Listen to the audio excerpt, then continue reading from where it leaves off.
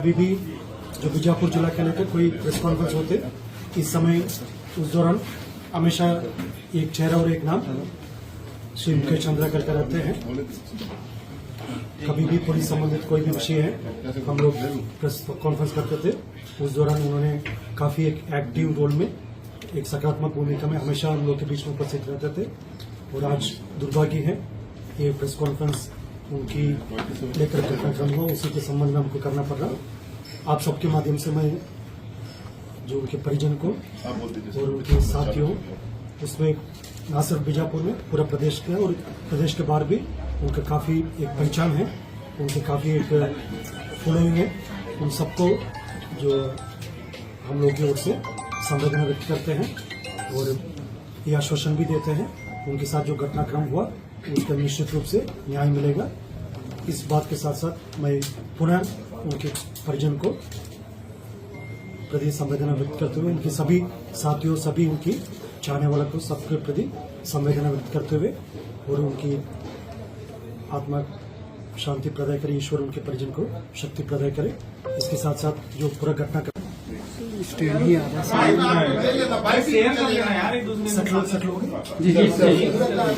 आप सबके समक्ष रखना चाहूंगा। आज मेरे साथ डीओजी दंतेवाड़ा श्री कमलोचन कश्यप, कलेक्टर बीजापुर श्री संबित मिश्रा साहब, जो बीजापुर एसपी साहब जितेंद्र यादव साहब मेरे साथ उपस्थित है।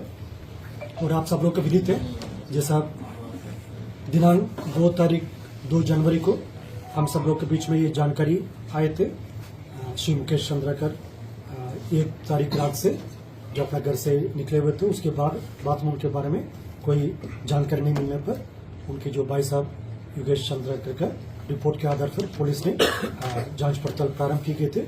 जैसे उसके लिए अलग अलग टीम गठित करके जितना भी संभावित जो लोकेशन है उसी में हमारा टीम्स गए थे और उनका पता सर्च करने के लिए अलग अलग टीम के द्वारा इकट्ठा की गई जानकारी अनुसार फिर कल दिनांक 3 जनवरी को बीजापुर की चट्टानपारा स्थित ठेकेदार सुरेश चंद्राकर के बाड़ा में जो टैंकी में उनकी बॉडी होने का संदेह पर उसका खुदाई की गई थी। उसके पश्चात उधर डिनर वाला का जो दौरान जैसा रितेश चंद्राकर द्वारा ये बहस की जा रही थी, मुठान की गई थी। तत्पश्चात आज दिनांक 4 तारीख को पोस्टमार्टम के उपरांत आज उनकी अंतिम कार्यक्रम होता है, उसमें हम आप सब लोग शामिल रहा। और उसकी जो पूरा घटनाक्रम के बैकग्राउंड के बारे में मैं बताना चाहूंगा। जैसा दिनांक 1 तारीख को रात लगभग 8 बजे, जैसा भी समय अभी तक प्राथमिक विवेचना के आधार पर मैं बता रहे थे, जैसा और इन्वेस्टिगेशन कंप्लीट हो जाएगा स्पष्ट समय ये पूरा उल्लेख हो जाएगा। लगभग अभी अंदाजा 8 बजे करीबन जैसे ठेकेदार सुरेश चंद्राकर के जो छोटे भाई रितेश चंद्राकर और मुकेश चंद्राकर के बीच में मोबाइल से बातचीत हुआ। उसके पश्चात लगभग 8:30 बजे के बाद दोनों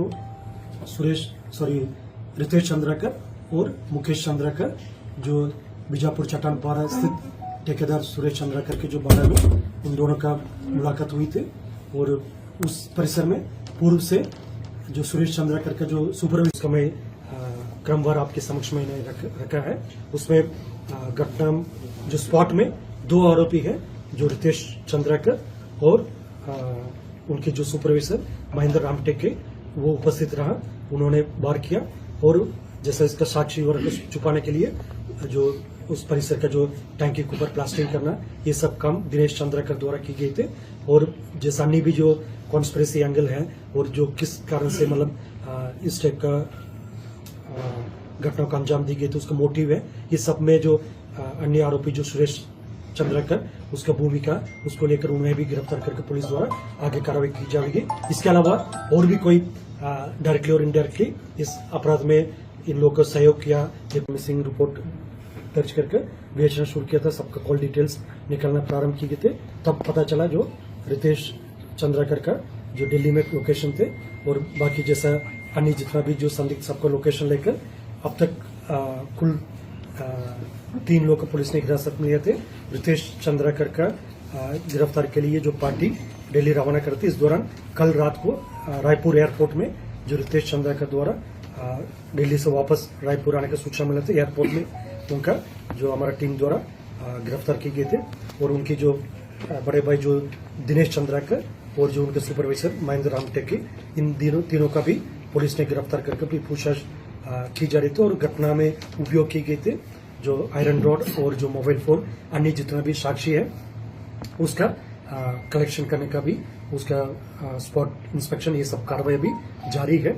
और इस प्रकरण की गंभीरता को देखते हुए इसमें अग्रिम विवेचना के लिए additional SP Mayank Gurjar IPS officer है, उनके नेतृत्व में 11 सदस्य का जो SIT टीम गठित की गई थे। और प्रकरण के जो ठेकेदार सुरेश चंद्राकर का जो भूमिका को लेकर, जैसा क्योंकि परिसर भी उन्हीं का है जहां पर घटना हुआ है, और जो वाहन भी जो उन्हीं के वाहन को इस्तेमाल करके जो रितेश चंद्राकर द्वारा इधर से रायपुर से दिल्ली के लिए गए थे, एयरपोर्ट तक, रायपुर एयरपोर्ट तक गए थे। ये सब परिस्थिति और जो पूरा घटनाक्रम, उनका भूमिका का इन्वॉल्वमेंट को देखते हुए उन्हें भी पुलिस द्वारा एक प्रमुख आरोपी को मानते हुए उनका भी पतासाजी अभी की जा रही है। उसके लिए 4 अलग अलग टीम हमारा उनकी संभवित ठिकाने का आसपास जहां पर मिलने की उम्मीद है उधर टीम्स रवाना की थे। हमारा कोशिश है जल्द से जल्द उन्हें भी हिरासत में लेकर अग्रिम कार्रवाई करने का। अब तक घटनाक्रम में जो पुलिस की विवेचना में जो प्राथमिक स्तर पर अभी विवेचना, क्योंकि सिर्फ अभी आगे बढ़ते बढ़ते जो महेंद्र रामटेके और रितेश चंद्राकर द्वारा उस परिसर में जो लोहा का राड थे, उसी राड के लेकर मुकेश चंद्राकर की सिर पर पहले वार किए गए थे। और उसके बाद उनके छाती और पेट और पीठ में भी जो लोहा के राड से वार किए गए थे। जैसा जिस प्रकार के चोट उससे अनुमान लगा सकता है लगभग 15-20 मिनट में उसी स्पॉट में उनका मृत्यु हो गई होगा। उसके पश्चात जो बॉडी को डिस्पोज करने के उद्देश्य से दोनों महेंद्र रामटेके और रितेश चंद्राकर ने मिलकर जो बॉडी को उस परिसर में जो टैंक थे, सेप्टिक टैंक थे, उसके अंदर डालकर उसके ऊपर जो लोहा का ढक्कन पहले से थे उसी को बंद कर दिया गए थे। उसके पश्चात रितेश चंद्राकर द्वारा जो अपने बड़े भाई दिनेश चंद्राकर जो जैदलपुर में, सुरेश चंद्राकर, दिनेश चंद्राकर और उनके पूरे परिजन जैदलपुर में उपस्थित थे, उनमें से दिनेश चंद्राकर को उन्होंने मोबाइल फोन के माध्यम से घटना के बारे में सूचना दिया थे। उसके पश्चात दिनेश चंद्राकर ने जैदलपुर से रवाना होकर टुवर्ड्स बीजापुर आ रहे थे। और साथ साथ ये रितेश चंद्राकर और महेंद्र रामटेके ने भी इधर से बीजापुर से रवाना होकर टुवर्ड्स जैदलपुर जा रहे थे। ये दोनों पार्टी जैसे एक साथ दिनेश चंद्राकर थे और दूसरा में रितेश चंद्राकर और महेंद्र रामटेके थे। इन लोगों की मुलाकात जो नेलसनार के पास बोधली के एरिया में हुआ। उसके पश्चात ये सब मिलकर वापस इधर आए थे बीजापुर।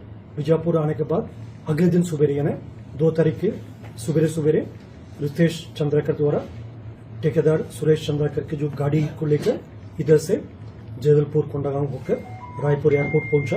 रायपुर एयरपोर्ट से दिल्ली के लिए रवाना हो गए थे। तब तक